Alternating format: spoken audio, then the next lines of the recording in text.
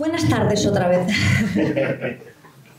Ahora que estamos a solas, ustedes y yo, vamos a hablar de otros temas, vamos a hablar en otro tono. A mí me han pedido que venga aquí a hablar de mi libro, que es una frase que hizo, como saben, famosa, incluso un poco famosa además, Francisco Umbral en un momento determinado, y que es algo que a mí siempre me ha horrorizado.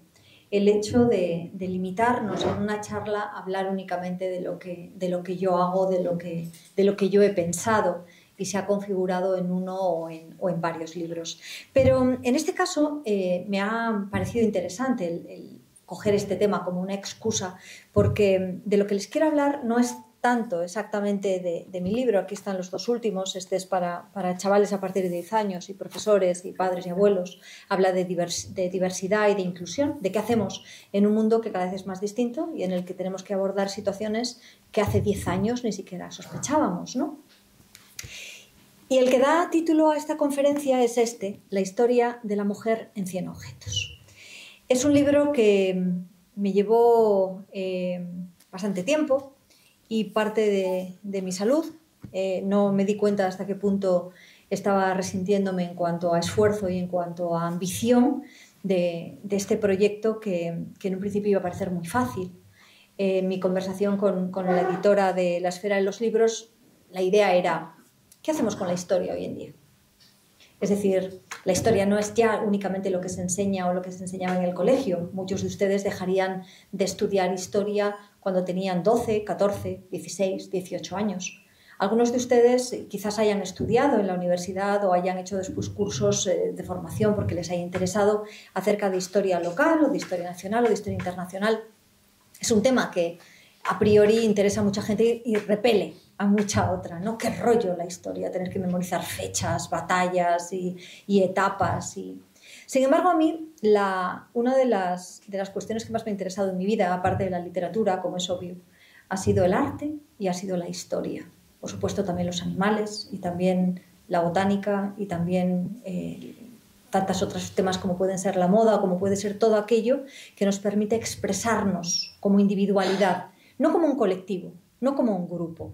Los grupos han de unirse de vez en cuando precisamente para cobrar fuerza. Si de algo estábamos hablando en esta comarca, precisamente era que hay mucho terreno, hay muy poca gente y es necesario, por lo tanto, tejer unas tramas determinadas para cobrar una cierta fuerza. Pero incluso en esos grupos, para mí siempre ha sido esencial recordar el yo, recordar quiénes somos cada uno de nosotros. Y cada uno de nosotros no para que ese yo se imponga a los demás, sino para que se distinga, que es algo totalmente diferente. Para que a lo largo de la vida podamos recordar que yo he estado aquí. Sí, eso que los niños escriben a veces a punta de navaja en cualquier monumento artístico, pero tiene una gran importancia. Incluso los grafitis más horrorosos lo que demuestran es: yo he estado aquí. Incluso gran parte de las obras de arte que nos encontramos desde el Neolítico estaban pensadas para decir: yo o mi familia o mi tribu estuvieron aquí. Somos relevantes, somos pequeñas motas de polvo a lo largo de toda la historia de la humanidad, pero esa mota de polvo ha pasado por aquí, ha tenido una determinada importancia. Para mí la historia, más allá de sus diversas funciones, la de la memoria, la de la recuperación, la de la reivindicación, la del alegato político, la de la restauración de determinados valores o la derrocación de otros, para mí la historia tiene el sentido de constituir y de ordenar quiénes hemos sido en un pasado y cómo hemos llegado a pensar, a ser y a constituirnos como somos ahora. Como escritora, por lo tanto, me interesan menos los hechos, las batallas, la gran épica, como las historias que componen toda esa narración. Y he tenido que hacer un esfuerzo, de hecho me estoy doctorando ahora en historia, he tenido que hacer un esfuerzo para documentarme, para olvidar que en historia nada puede inventarse, mientras que en literatura y en creación todo debe inventarse. Incluso las novelas históricas han de tener las alas creativas, la capacidad de hacerles soñar con una época, con un personaje, con unos diálogos o con unas reacciones determinadas. Hablando, por lo tanto, con mi editora acerca de qué podía hacer una escritora con el tema de la historia, aparecieron muchas otras cuestiones. Por ejemplo, yo había hablado en otros de mis libros de cómo los cuentos de hadas nos ayudan a entender mejor el amor, muchos de nosotros, muchas de nosotras, sobre todo las mujeres, antes de estar enamoradas, hemos estado enamoradas del amor a través de novelas, a través de historias, a través de películas, es decir, lo narrativo es muy importante para configurar qué es deseable y qué no. También lo he hecho para hablar de las personalidades tóxicas. En mi libro Los malos del cuento hablo como los cuentos de hadas, en que hay dragones y monstruos y brujas y vampiros, nos alertan precisamente de las personalidades, lo que ahora se llamaría personalidades tóxicas o narcisistas o psicopáticas, que pueblan las noticias de los informativos todavía a día de hoy. Hablan de la violencia, hablan de lo gratuito de que de pronto unos padres abandonen a sus hijos en el bosque, hablan de por qué un ogro quiere devorar carne humana, hablan de tantas cosas interesantes, pero eso no es historia, es la huella de la huella de la huella que la historia ha dejado en la narración. Tiene mucho que ver con la leyenda, que también se tendrá un espacio en este festival, tiene mucho que ver con la tradición oral, pero para abordar la historia necesitábamos otra cosa. ¿Y saben qué ocurre? Que en otros libros, por ejemplo Pioneras, yo ya había hablado de personas reales, en este caso de mujeres que habían sido las primeras en atreverse a hacer algo. Y me faltaba un espacio muy importante. ¿Qué ocurre con la historia que no tiene nombres? ¿Qué ocurre con todo aquello que alguien hizo en algún momento, pero no recordamos quién? No recordamos quién porque se encargó de algo útil, pero no muy relevante, o porque se perdió su nombre, o porque su nombre ha sido sustituido por una leyenda, o porque...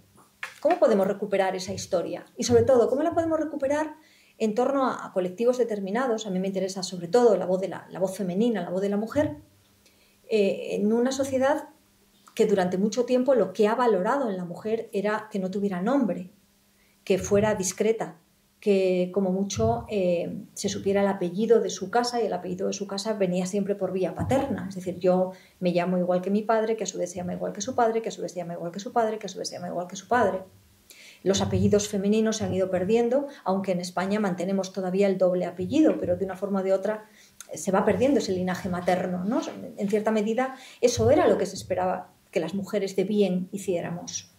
Teníamos desde luego un peso importante en la sociedad, teníamos desde luego unas tareas muchas veces inagotables de la mañana a la noche, pero la visibilidad en todo caso se encontraba en determinadas mujeres en determinadas clases sociales.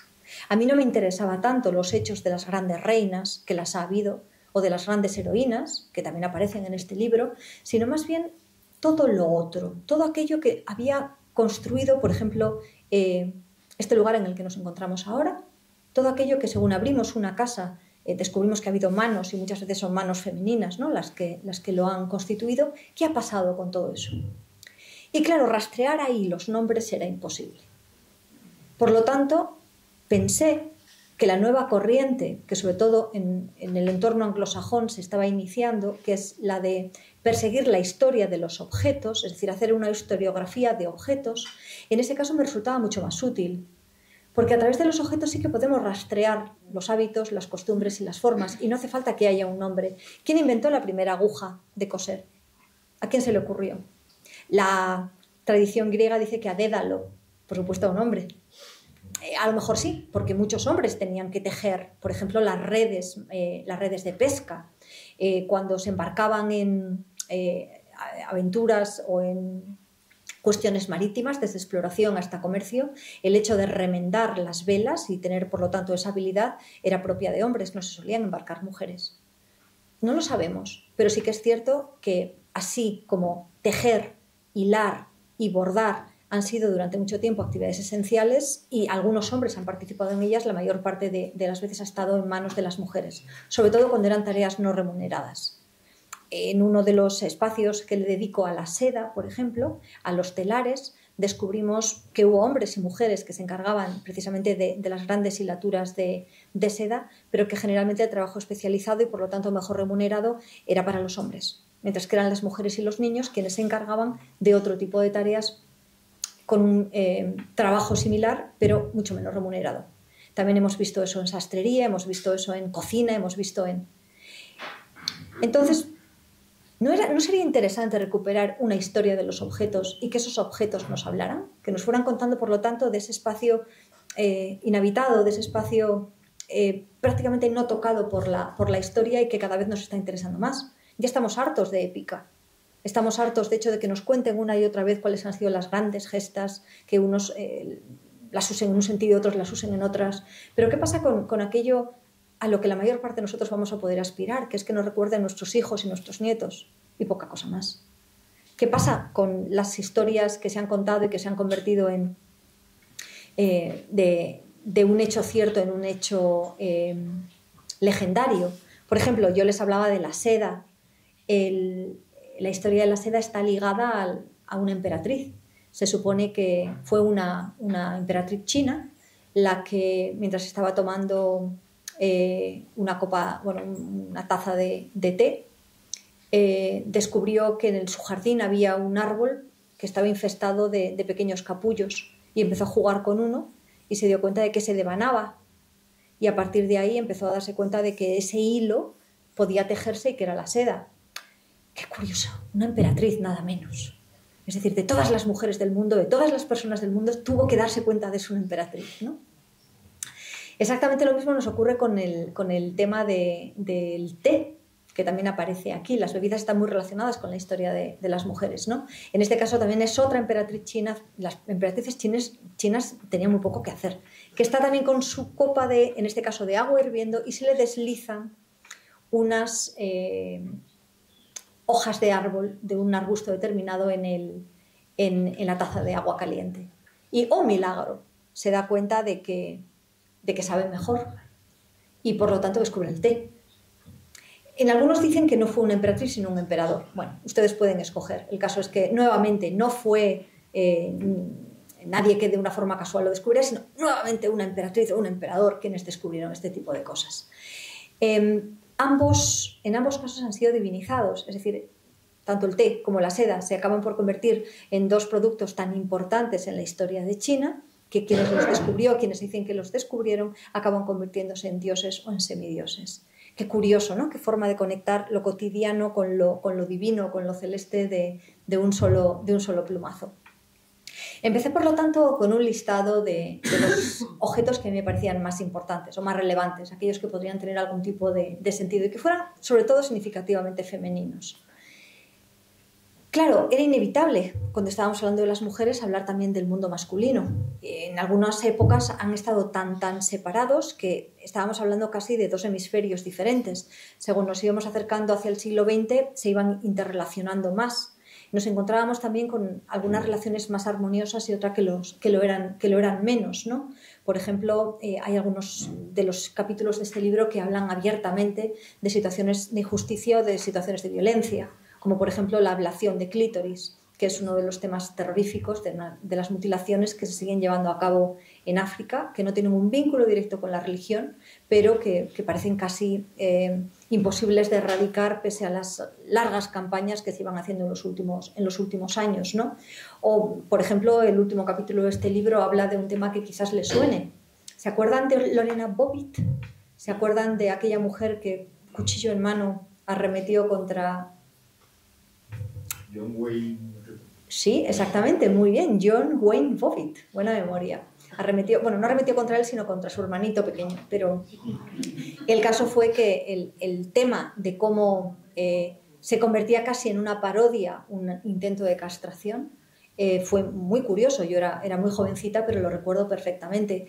Desde nuestra óptica, ahora que sabemos que Lorena Bobbitt era una mujer maltratada, era una mujer golpeada y humillada de manera constante, quizás entendemos también esa agresión de otra forma.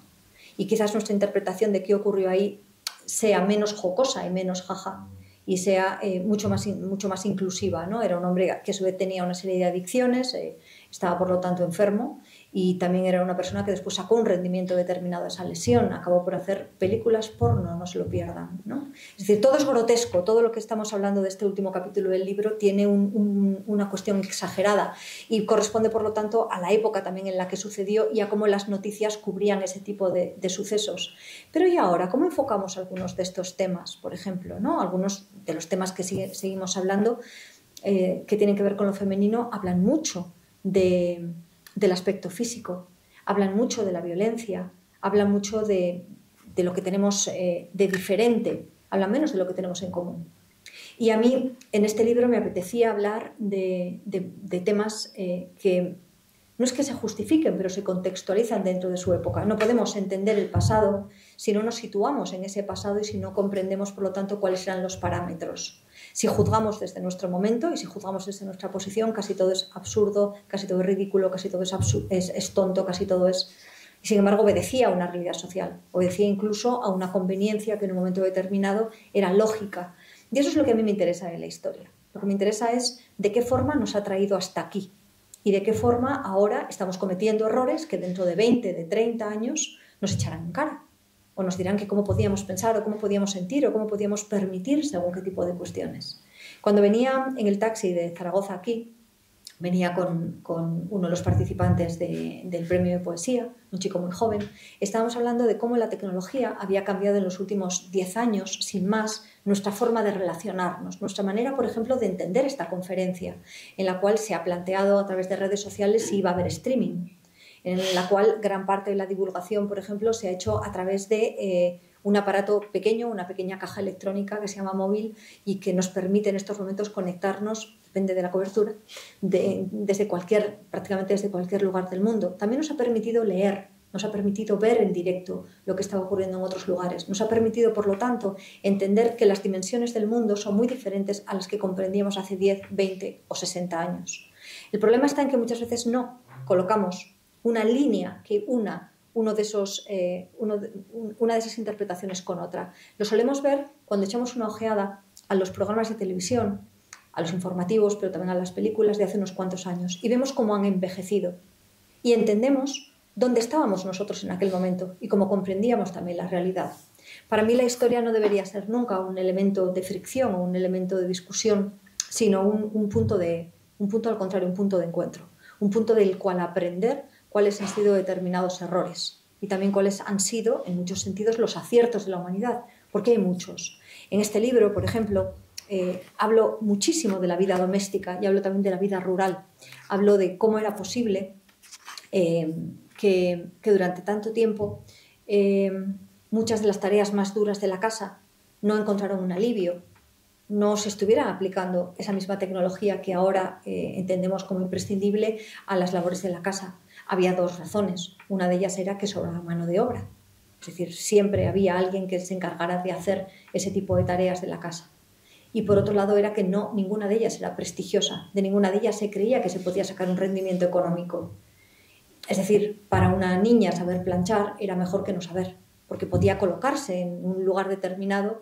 Por ejemplo, gran parte de las manifestaciones por los derechos de las mujeres surgieron en fábricas en las cuales lo que hacían las mujeres era hilar, era coser y muchas veces era también planchar, ¿no? Era aquello a lo que tenían acceso.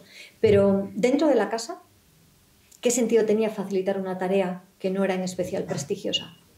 Tuvo que llegar el siglo XIX y con el siglo XIX una capitalización y un enfoque totalmente diferente de la economía para entender que ahí había un margen de mercado y, por lo tanto, comenzar a inventar una serie de electrodomésticos que facilitaran la vida.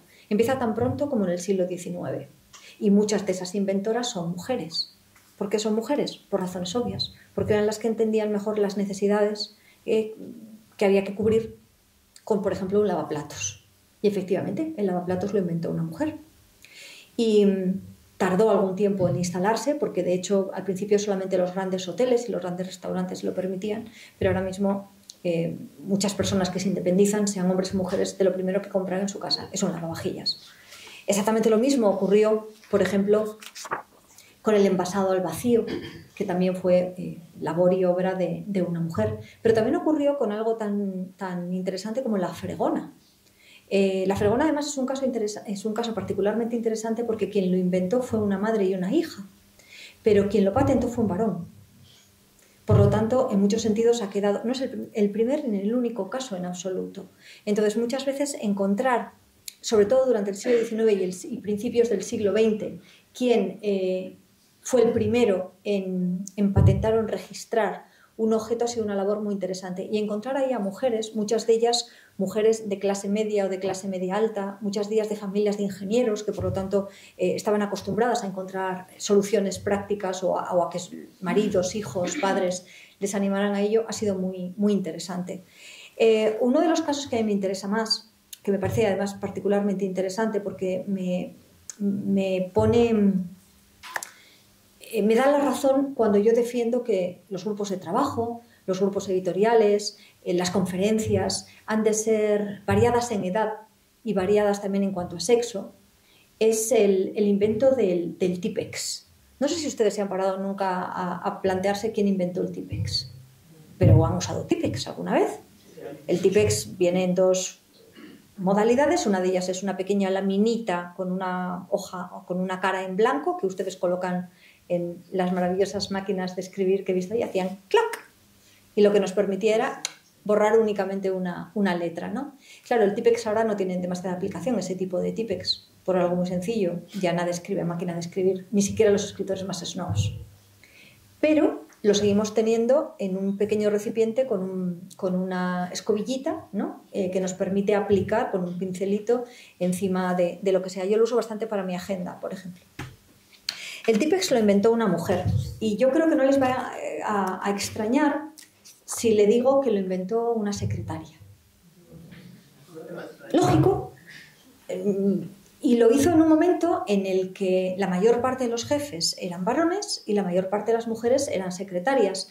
Era una de las tareas a las que podían acceder las mujeres, sobre todo las mujeres solteras.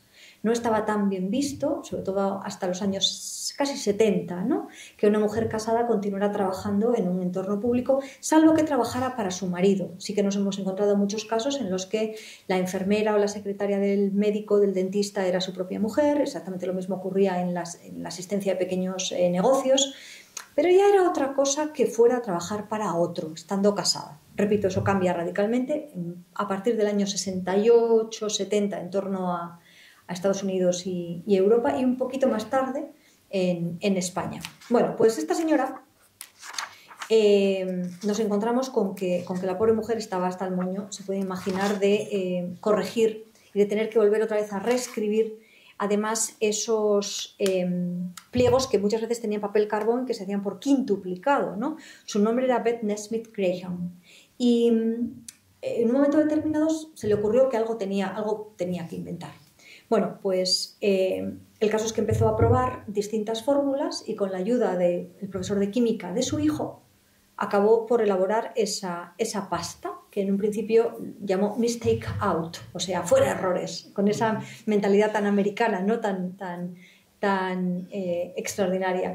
El caso es que en 1956 ya estaba comercializado el corrector, pero ella quería hacerlo más a lo grande, porque en un principio estaba elaborando el Tipex en cubos en la cocina de su casa. Ahora los jóvenes emprendedores comienzan en el garaje, bueno, pues esta comenzó en la cocina. Y pretendió vender la idea y la presentó a un grupo de accionistas. Y cuando llegó con su Tipex y con su Mistake Out, o Liquid Paper, ¿no? Que fue como se empezó a llamar, el problema fue que no se lo quisieron comprar porque consideraron que no era rentable. Que quién iba a comprar eso. Lógico, quienes lo estaban viendo eran jefes. No habían tenido jamás que corregir un error con Tipex. Por lo tanto, cuando se vendió ya en el año 79 para Gillette, hizo millones, pero tuvo previamente que continuar produciendo por su cuenta y continuar construyendo su propia marca y su propia idea porque no habían querido invertir en ella. Y me dirán, bueno, pues es un caso excepcional.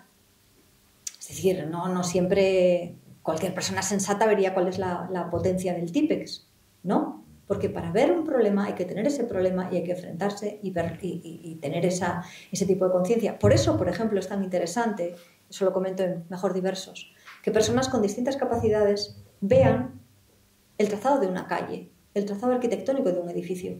Porque yo, que soy una mujer todavía joven y que me puedo manejar por mí misma, no voy a encontrar las mismas necesidades que una persona mayor, que una persona que tenga una muleta o que una persona que tenga un carrito de bebé o una silla de ruedas. El hecho de que nuestra mirada sea plural y que nuestra única forma de ver las cosas, que es con la que hemos nacido, con la que nos han educado, se amplíe, solamente nos trae beneficios. Vale, pues les voy a poner otro ejemplo todavía más salvaje de qué significa no encontrar una necesidad o no ver una necesidad, porque lo del Tipex todavía hay todo, ¿no? Me dirán, bueno, pero es que hay muchas empresas, muchos trabajos en los que no ha hecho falta nunca emplear Tipex. Yo soy técnico de sonido, por ejemplo. ¿Para qué necesito yo el Tipex? ¿No? Como mucho para presentar una factura, un presupuesto, pero tampoco es vital. Jaja, ¿y qué me dirían ustedes de los pañales? Todo ser humano que está en esta sala ha usado pañal. Y si llegamos muy a mayores, a lo mejor nos vuelve a tocar. Entonces, el pañal es una necesidad básica, ¿no? Es una necesidad vital. ¿Qué me dicen si les digo que la mujer que inventó los pañales desechables se encontró con el mismo problema que Beth Nesmith Graham? Exactamente el mismo. Ella tenía, creo que era ya el tercer hijo, la tercera niña, y estaba hasta el moño se pueden imaginar, de lavar pañales. Como todas las mujeres del mundo, lavanderas, etcétera, han estado en alguna ocasión. Y me imagino que muchos señores, aunque les ha tocado en general históricamente lavar menos pañales que a las mujeres, ¿no?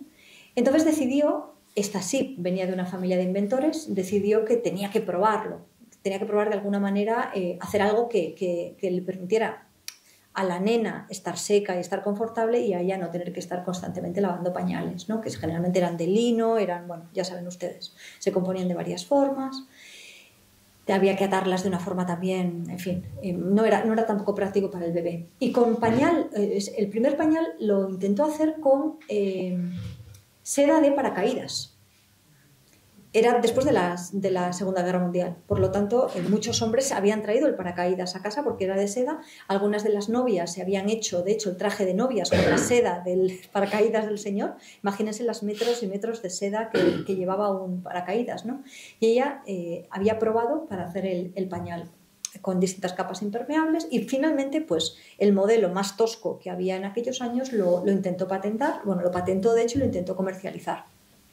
Y se encontró con exactamente el mismo problema, que quienes estaban en el comité, que eran todos varones, consideraron que no era un producto rentable, que no era un producto de primera necesidad y, por supuesto, no se iba a comercializar. Era el momento, además, en el que Estados Unidos estaba obsesionado con los productos de primera necesidad, comercializar a lo bestia, popularizar el hecho de que todo el mundo comiera cereales para desayunar, porque en una población de varios cientos de millones de habitantes, el atinar con una necesidad específica suponía hacerse rico de forma instantánea. Eso ya lo habían visto en el siglo XIX. Bueno, pues dejaron pasar los pañales por exactamente lo mismo de lo que estamos hablando. Y repito, no pretendo que esto sea un mensaje en el cual ridiculice la visión masculina, ni mucho menos. No podían ver aquello que no estaban autorizados a ver. Y todavía ahora, todavía en tiempos muy recientes, yo creo que hace apenas 2 o 3 meses, me encontré que a un futbolista que acaba de ser papá le preguntaban si ya se había familiarizado con el cambio de pañales. Y el chico ponía así cara un poco como de asco y decía, no, todavía no me ha tocado. A nadie le gusta cambiar un pañal. Pero es muy curioso cómo durante muchísimas generaciones el hecho de cambiar un pañal a un hombre lo hacía automáticamente un buen padre, un padre involucrado, ¿no? Nadie se planteaba quiénes eran las ayas, las nodrizas, las criadas, en el caso de las familias acomodadas, o todo el resto de las mujeres, hermanas, madres que se encargaban de ese tipo de cuestiones. Es decir, no solamente era una señal, una diferencia radical de sexos, también era una cuestión de clase, era una cuestión de quién se tenía que encargar de lavar, de cuidar, de esconder, de proteger, y quién no, quién tenía la parte de la dimensión pública. Y hablando de lavar, pues se pueden imaginar desde la lavadora hasta el pequeño electrodoméstico, hasta tantas otras cosas, ¿no? La nevera, el agua corriente. El agua corriente es un invento femenino. Se pueden imaginar por qué. Todavía ahora, si ustedes visitan el África Negra, en muchas ocasiones lo que comprobarán es que son los niños, las niñas y las mujeres quienes recorren distancias, en ocasiones largas, en ocasiones con caminos peligrosos, es donde se llevan a cabo la mayor parte de las agresiones sexuales para dotar de agua al resto de la familia. Lo mismo ocurre en Asia, lo mismo ocurre en cualquier zona infradesarrollada. Por lo tanto, este es un libro que me sirve como excusa, como ven, para hablar de la astucia, para hablar de las necesidades reales, para hablar de cómo percibimos ahora el mundo. Según he ido avanzando en el tiempo, me he encontrado con que hay menos objetos específicamente de un uso, salvo los puramente físicos. Incluso la indumentaria se ha convertido cada vez más neutra, pero la conquista de los pantalones, por ejemplo, por parte de las mujeres, ha sido algo muy, muy curioso y muy costoso. No lo ha sido tanto la conquista de la falda para los hombres. En todos los lugares del mundo ha habido hombres que han llevado túnicas o que han llevado faldas o que todavía ahora reivindican, lo vimos en la gala del Met de hace apenas unos días, el llevar una falda, ¿no? Es decir, ha costado siempre más acceder a los puestos y a las señales de privilegio que hacerlo al contrario, que muchas veces tenía incluso una señal de ironía o una señal reivindicativa. Me interesa muchísimo el que este tema pueda servir como la base de un debate, como la base de cómo vemos las cosas unos y otras, de qué entendemos que está ya superado, pero quizás en el pueblo de al lado no, o quizás en el país de enfrente no. Cómo nos adaptamos a los cambios y qué consideramos que es intolerable cuando nosotros ya lo hemos incorporado y qué consideramos que es una novedad enloquecida y peligrosa cuando todavía no la hemos incorporado. Es decir, cuando hablamos de los objetos, cuando hablamos de cuál ha sido su historia y cuál ha sido su evolución, hablamos a su vez de la adaptación a un mundo que tenía vientos como el cierzo y que tenía soles como el que cae a plano aquí en agosto, y cómo protegerse de ellos a través de, por ejemplo, el paraguas o la sombrilla, de cómo vestirse y cómo convertir esa vestimenta en una señal de lujo, en una señal de humildad, cómo convertirse en una familia rica generando algo que ninguna otra podía generar, cómo la belleza ha sido una forma de enriquecimiento, y por eso hablo, por ejemplo, del lápiz labial, del rouge, pero también hablo del autobronceador, y cómo el mismo tono de piel, blanco u oscuro, en determinados momentos de la historia, en el propio siglo XX, han sido ambos señal de riqueza. Cómo se pasó del blanco níveo y de preservar, por lo tanto, la piel cubierta del sol a, en muy poco tiempo, que el bronceado fuera precisamente la señal de estar desocupado, de poderse tomar unas vacaciones en las Bahamas, y cómo ahora un país como Corea vuelve otra vez a importar la idea de la piel blanca, nívea, como una señal de clase. Es decir, qué interesante puede ser el que un mundo plural, diverso, extraordinariamente complejo como el que tenemos vuelva a ser visto, y como digo, no a través tanto de nombres propios como a través de las cosas que hemos hecho. Estamos rodeados de cosas, estamos rodeados aquí mismo de libros, de mesas, de folletos, de tecnología. Por ahí hay un reloj, hay máquinas de escribir, hay una botella, tenemos un globo, tenemos luces, es decir, ¿cómo hemos llegado hasta aquí? ¿Quién ha hecho que todo esto funcionara? ¿Qué ha hecho que convirtiéramos en algo automático el dar a un interruptor y que de pronto se iluminara toda la habitación? ¿Cómo hemos procesado, cómo hemos convertido en un oficio el hecho de que alguien nos sepa peinar, o que alguien nos sepa dar masajes, o que alguien, o por el contrario, cómo hemos dejado de tener tantas personas que se encargaran de hacer nuestra ropa para pasar a externalizar todo ese proceso a lugares más pobres y a nosotros acercarnos únicamente a una tienda y comprarla, ¿no? Todos estos procesos, como les digo, a mí me resultan de una curiosidad extraordinaria. Me permiten, además, descubrir qué es lo que nos falta. Me permite fantasear acerca de un futuro en el que gran parte de lo que entendemos ahora por normal dejará de serlo, en el que nosotros mismos pasaremos, en lo que llevamos, pasará a ser un objeto arqueológico, un objeto de estudio. Y eso me lleva a la última pregunta, que es cómo deseamos ser nosotros recordados. De qué forma queremos incidir o dejar un legado en aquellos que vienen detrás, en aquellos que de una forma o de otra verán la fotografía que hoy hemos sacado y dirán qué hacían estas personas reunidas en esta biblioteca, de qué estarían hablando, qué estarían pensando, cuáles serían sus emociones, cómo afrontarían la vida el 10 de mayo del año 2024. Esto era lo que yo les quería contar, y estaría encantada de que a partir de ahora fueran ustedes quienes me contaran cosas, quienes me hicieran preguntas, o quienes interpretaran y aportaran su granito de arena a esta charla que ya debería estar acabando. De manera que, por favor, ahora la palabra y el turno de palabra es de ustedes. Muchas gracias.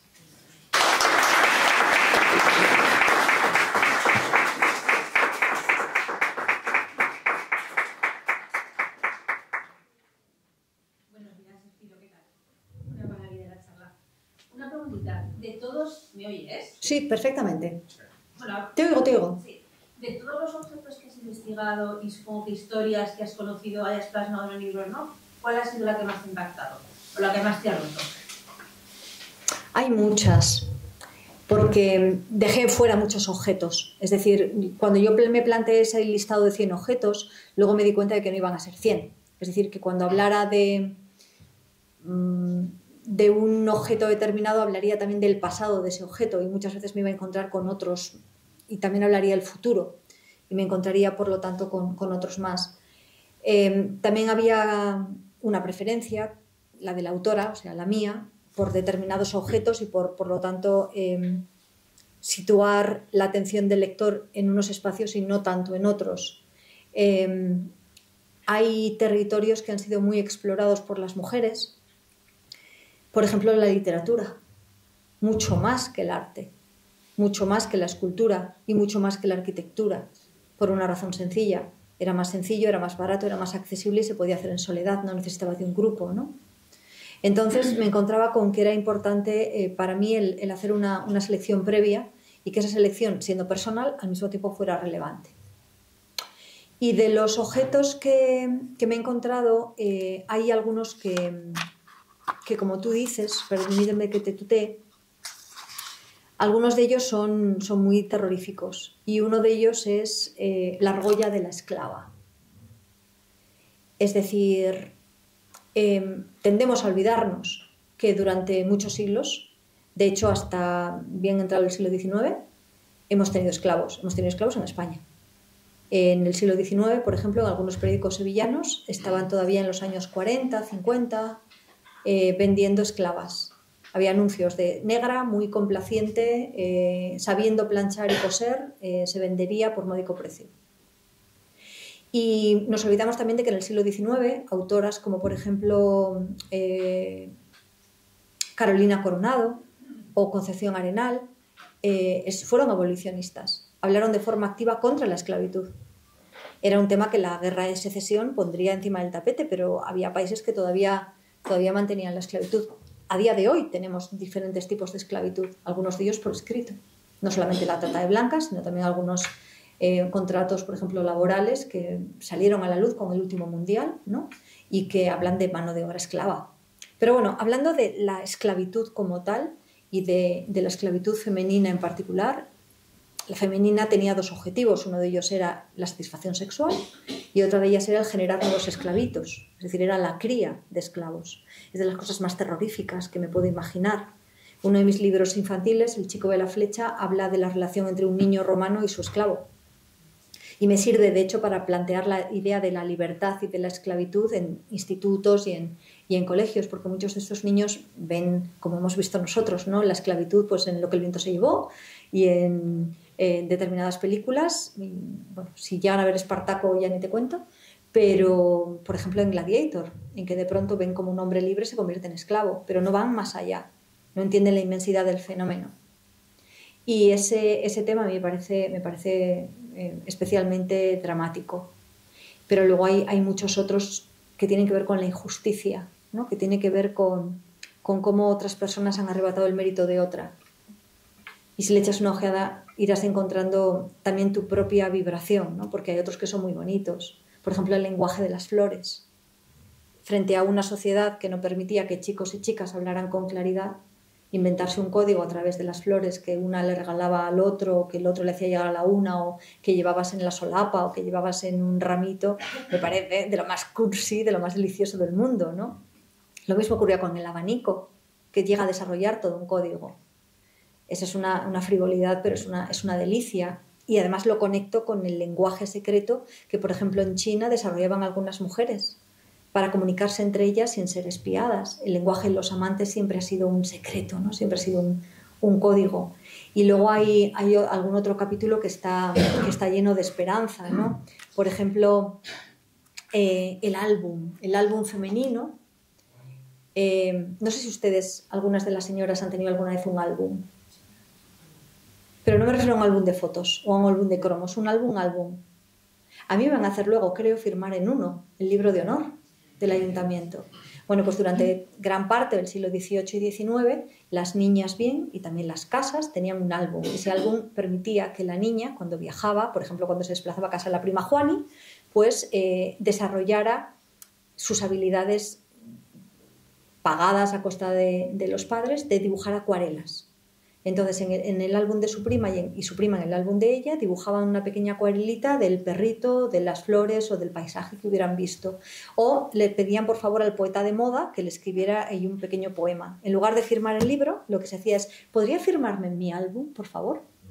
Entonces, esos álbumes que a veces se llevaban a cabo en varios tomos a lo largo de toda la vida de una mujer, en algunos casos de mujeres muy bien relacionadas en el siglo XIX, son un auténtico compendio de cuál era la vida social y cultural de Madrid, de Londres, de Berlín. Y bueno, nuevamente, se pueden imaginar qué significa encontrarse de pronto en medio de esa firma una de Goethe, por ejemplo, ¿no? O una de Lord Byron. Lord Byron hubo un momento en el que dijo que no volvía a firmar ni un solo álbum, porque estaba harto de señoritas que se le acercaban enloquecidas, ¡wow! Porque el fenómeno fan de Lord Byron fue muy, muy, muy importante. Se tuvo que escapar bueno, también porque tenía algún escandalillo sexual y nada de importancia. Que se había liado con su hermana, bueno, cosas de esas. Y luego se había liado también con una casada, la que había dejado, cositas, tonterías. Pero bueno, cuando se escapó, salió huyendo de Inglaterra y recaló en Ginebra, se quejaba que él pensaba que ahí no iba a haber ingleses y tenía toda una corte de admiradoras en la puerta de la calle, como si fuera pues, cualquier estrella contemporánea, o los Beatles, por ejemplo, ¿no? La Beatlemanía, pues la Byronmanía fue muy similar. Entonces imagínense este hombre que cada vez que iba a visitar a un amigo le venían la hija, la prima y 3 amiguitas. ¿Me podrías escribir un poema, un verso, una línea, lo que sea para mi álbum? ¿No? Pues el hombre acababa de regalar poemas gratis hasta arriba. Y luego lo que se hacía muchas veces era que los poetas que habían escrito ese poema en uno de los álbumes de una amiguita o de la hija de un amigo pedían a su vez ese poema para incorporarlo a sus antologías poéticas. Y es cuando aparece para fulanita. Entonces, muchos de esos poemas después también los reciclaban porque habían estado particularmente inspirados y la huella de cómo había sido inicialmente concebido para un álbum quedaba en la dedicatoria. Y estas son las cosas que a mí me interesan de la historia, ¿no? Es decir, es que me sirva de excusa para entender una sociedad que veneraba a los poetas como si fueran, pues, los músicos, los artistas, los youtubers de ahora, ¿no? No hemos inventado nada. Sencillamente vamos como derivando nuestras emociones sociales y personales hacia otros fenómenos, pero así es. Muchas gracias. A ti. En los detalles está la historia realmente. En los grandes hechos también, pero los grandes hechos están muy estudiados. Por lo tanto, quizás el matiz, que a mí es lo que me interesa, el gris, no el blanco o el negro, ¿no? Está en esos detalles. También hay una cuestión meramente egoísta, ¿no? Yo no sé, entre mis antepasados hubo parientes, o sea, hubo gente que era muy relevante en su comarca, pero no tengo ningún, que yo sepa, ningún duque, ningún héroe, ningún general, nadie que me haga ser partícipe de la historia con mayúsculas. Entonces, quizás hay algún punto ahí de egoísmo, de reivindicar lo pequeño con lo que sí que me puedo relacionar de una forma más inmediata. Es que si no, la historia nos excluye, nos deja fuera, ¿no? Hay una serie de linajes, de familias, de apellidos, de glorias, y tú no. Tú eres espectador, eres plebeyo, eres ciudadano, eres lo que sea, pero no formas parte de eso. Nosotros estamos acostumbrados ahora a tener una participación ciudadana, a tener un voto, a tener una voz, incluso a tener una presencia a través de las redes sociales, de una carta al periódico. Por lo tanto, también reivindicamos ese espacio. Yo creo que ese espacio debe ocuparse de la mejor manera posible, de la manera más sensata, de la forma más constructiva. No me sirve de nada que alguien me ocupe espacio en Twitter generando tensión, insultando o esparciendo porquería, ¿no? Pero creo que sí que tiene mucho que ver con las nuevas interpretaciones de la historia y de las historias cotidianas, a esa necesidad de saber cuál es mi conexión con mi país, con mi pasado, con mi futuro.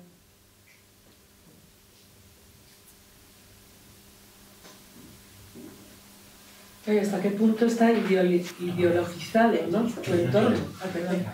No digo que me has hecho pensar mucho sobre eso, hasta qué punto nuestra vida cotidiana y nuestro entorno, ¿no? A través de objetos está ideologizado, ¿no? Es decir, claro. Hay todo un sustrato ahí de dónde viene, por qué viene, y nosotros lo tomamos con muchísima naturalidad, pero nos hace reflexionar en torno Y cuidado, cuando hablamos de ideología muchas veces tendemos a reducirlo en la ideología política o la ideología religiosa. La ideología es cualquier sistema de ideas y ese sistema de ideas a veces lo heredamos sin saber muy bien de dónde proviene. La mayor parte de las veces son sistemas de comportamiento antiguos. Por ejemplo, a tu lado está sentada una chica muy joven que está vestida con un jersey negro, unos botines negros, lleva también un abrigo negro y un pantalón gris.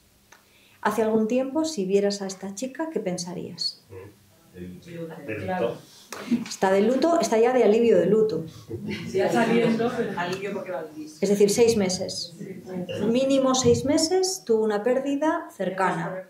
Un marido, demasiado joven para un hijo, pero posiblemente un marido, un padre, con un hermano ya tendría otro tipo de cuestiones, ¿no? Es decir, había un código muy, muy estricto que sigue despertando además dudas.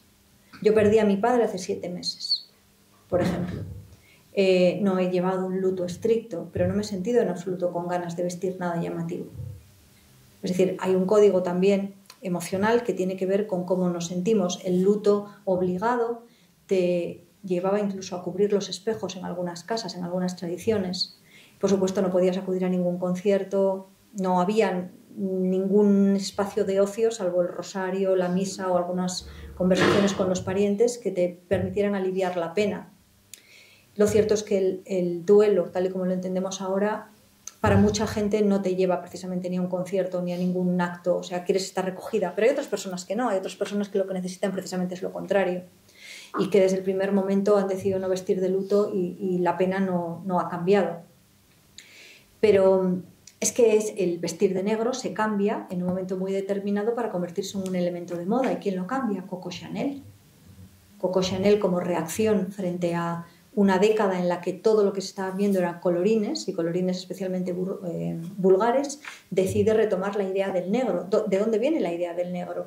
Pues ni más ni menos que de la nobleza española, en tiempos principalmente de Felipe II, que con el palo de Campeche, el color negro, el tinte negro más caro del mundo, convierte el negro en una señal de lujo lujosísimo, sobre todo el terciopelo negro. Muchos se quejan de que, sobre todo en la leyenda negra española y las interpretaciones principalmente audiovisuales anglosajonas, nos presentan siempre la corte española vestida de negro de pies a cabeza y generalmente feos y bajitos. Cualquiera que vea cualquiera de los cuadros de los retratos de Felipe II lo verán de negro, pero lo verán de escarlata, lo verán con hilo dorado, lo verán con una magnificencia extraordinaria. El negro, por lo tanto, ha servido para ideologizar desde distintas naciones una época determinada, pero ha ido cobrando un sentido también distinto, ¿no? Lo mismo ocurre con el rojo. ¿Qué chica decente se vestía de rojo en según qué momentos? O en según qué época. O con algo tan sencillo como, por ejemplo, con salir sonriendo en una fotografía. Es decir, las fotos de los abuelos y de los bisabuelos de esta habitación, ¿en cuántas de esas fotografías sus abuelos se ríen? Quizás hay alguna con algún bebé en el que esboza una sonrisa, pero el día de la boda, madre mía, parecía que los llevaban al matadero. O sea, muchas de las novias iban vestidas de negro, por cierto, porque era un color elegante, ¿no? Y porque se le sacaba mucho más partido. A ver, de blanco, ¿para cuánto te duraba ese vestido? Y estaba ella sentada y él de pie o al revés, y con una cara mirando. Claro, era la primera foto o la segunda foto que muchas veces le sacaban en la vida, era la foto más importante de su vida. En esa foto no se podía reír. En los retratos de las personalidades más importantes nadie sonríe, nadie se ríe. En parte porque los dientes, en fin, que no es ninguna tontería. Es decir, claro, y en parte porque la mayor parte de las veces se consideraba que solamente los cuadros, por ejemplo, de los patanes, si ven ustedes a Velázquez, ¿quién se ríe en sus cuadros? Los pícaros, la gente de pueblo, los pordioseros, los borrachos. Fíjate, es curioso que se haya mantenido en el mundo de la moda. Sí. Porque si ves las publicidades de las grandes marcas, las marcas francesas más lujosas y tal, las modelos y los modelos no sonríen. En general no. En general hay no. alguna excepción, pero no. Por una razón muy sencilla. Cuando, en el caso de la moda, por ejemplo, que es un tema que a mí me apasiona, mi madre era modista y yo soy una aficionada, bueno, declarada, ¿no?, al mundo de la moda y el diseño. Si alguien sonríe, inmediatamente tu atención se va a la sonrisa. Aquí lo que tienen que fijarse es en las prendas. Entonces, salvo algún caso muy determinado en que quien anuncia es ya una celebridad y por lo tanto reconocible y es el icono, la mayor parte de las veces no sonríen. Ocurre también con las dimensiones y los volúmenes corporales. Cuanto más delgado, cuanto menos forma tenga un cuerpo, más se van a fijar en la ropa, por ejemplo. Hay un tema que no me acuerdo si metí finalmente aquí, que fue la dentadura de Josefina. Josefina, la mujer de Napoleón. La primera mujer, porque como saben tuvo otra, con la que tuvo un hijo. Hijo que murió muy joven y que fue, por cierto, el gran amor de la suegra de Sisi. ¿Se acuerdan ustedes de esa emperatriz Sofía insoportable que era la suegra de Sisi emperatriz? Bueno, pues su gran amor fue el hijo de Napoleón. ¡Qué cosas! A mí es que el cotilleo real. Bueno, el cotilleo histórico. Ustedes me ponen a hablar de los Habsburgo, y yo enseguida les encuentro ahí. A lo que iba, Josefina. Josefina, que es un personaje muy, muy interesante, que tuvo además una estrecha relación con una española llamada Teresa Cabarrús, a la que le dedico una de mis series, Madame Thermidor, una serie sonora que tengo. Fue una mujer muy peculiar, se casó siendo ya divorciada con 2 hijos, entonces era viuda, creo ya, con Napoleón. Napoleón se casó con ella porque se tenía que casar con una mujer noble y las otras no le hacían caso, básicamente. Es decir, le venderán a ustedes otras cosas, pero no, a quien le tiró los tejos Napoleón fue a todo el círculo de amigas, las maravillosas, eran un grupo de mujeres guapísimas, de cuna alta y una reputación regulinchi. Piensen, y esto no me lo malinterpreten por favor, que sé que están grabando, piensen en hace unos cuantos años, porque todos somos insultantemente jóvenes pero tenemos ya una edad, en esas chicas guapísimas, ¿no?, que se relacionaban con determinados directivos. Piensen en una Mar Flores, en una Sofía Mazagatos, ubican, ¿no?, ese tipo de perfil, ¿no?, en mujeres muy guapas que estaban en una posición muy determinada. Bueno, pues modelos generalmente, una cosa muy parecida era todo el círculo que rodeaba a Josefina Beauharnais y a sus amigas, entre ellas Madame Thermidor, entre ellas Teresa Cabarrús. Eran las que marcaban la moda en esa época. Fueron, por ejemplo, las que inventaron algunos de los elementos como los chales o como el vestir con transparencias o cosas similares que todavía a día de hoy reinterpreta la moda. Bueno, pues Josefina era una mujer que se había criado en las islas francesas en una plantación de azúcar y era guapísima, se puede ver todavía sus cuadros, pero tenía los dientes completamente cariados. Entonces, no hay ni una sola figura, ni un solo retrato de ella que lo muestren sonriendo. Porque, de hecho, cada vez que sonreía, la gente se horrorizaba. Cada vez que se reía, se horrorizaba. ¿Qué puso de moda, por lo tanto, el abanico? Entonces, reía detrás del abanico. Y uno de los encargos que le hizo específicos a sus generales cuando iba a decir llegaron a España, bueno, ya saben ustedes cómo llegaron, ¿no?, fue que se hicieran con el artesano que ahora llamaríamos técnico bucal, protésico dental, ¿no?, que les había hecho los dientes a María Luisa de Parma, la reina de España, y a sus hijas, porque tenían también los dientes destrozados, pero a través de marfil, de una estructura de marfil, les había hecho dentaduras nuevas. Entonces, una de las cosas más llamativas de la reina María Luisa de Parma, que de joven era bastante mona, la pobre, luego se destrozó con partos y con mala vida y demás, eran sus brazos y eran sus dientes. Y es una de las pocas reinas de las que sí que tenemos imágenes sonriendo. ¿Por qué? Porque su dentadura postiza era perfecta. Entonces, si ven el famoso retrato de Goya, la familia de Carlos IV, verán que una cosa inusualísima, una mujer de esa edad, como era la reina María Luisa, lleva manga corta. ¿Para qué? Para ostentar sus brazos. Y efectivamente tenía los brazos muy bien hechos. ¿Qué pasa? Que las tropas napoleónicas asesinaron cuando llegaron ya los mandos al protésico dental y a toda su familia. Que, por cierto, creo que estaba en Alcalá de Henares, no me acuerdo ahora de dónde era. Y la gran bronca que tuvo Josefina con su marido por la guerra de España, por la invasión de España, fue porque se le había cargado al protésico dental. Hay correspondencia que prueba esto, no me lo estoy inventando, ¿no? No tengo yo imaginación para inventarme esto. Entonces, claro, eso nos lleva a pensar, claro, pero es que la gente llevaba dientes de oro hasta hace 4 días. O sea, es que un implante continúa siendo una inversión importantísima. Es que se guardan todavía prótesis, por ejemplo, hechas con piedra, hechas con nácar, hechas con incluso dentadura de animales, que no eran bonitas pero eran funcionales. ¿Saben ustedes cómo cuando estaban reclutando en el siglo XIX, XVIII y XIX a chicos jóvenes, cómo intentaban evitar la leva forzosa? Se arrancaban los 4 dientes de arriba y los 4 dientes de abajo, porque era necesario para cargar y para... No me acuerdo exactamente cuál es el proceso, pero a la hora de cargar los mosquetes necesitaban hacerlo con los dientes. Por lo tanto, si no tenían dientes, no eran útiles. Los llamaban los soperos, porque eran chicos que estaban condenados a no poder comer prácticamente durante el resto de su vida, pero salvaban la vida. Entonces, fíjense de dónde a dónde, del negro, nos vamos hasta tirando con una cosa y con otra a todas estas historias fascinantes, ¿no? Entonces, la ideologización viene a todo esto. O sea, viene a que todavía nosotros ahora consideramos que alguien que tiene una bonita dentadura es más atractivo.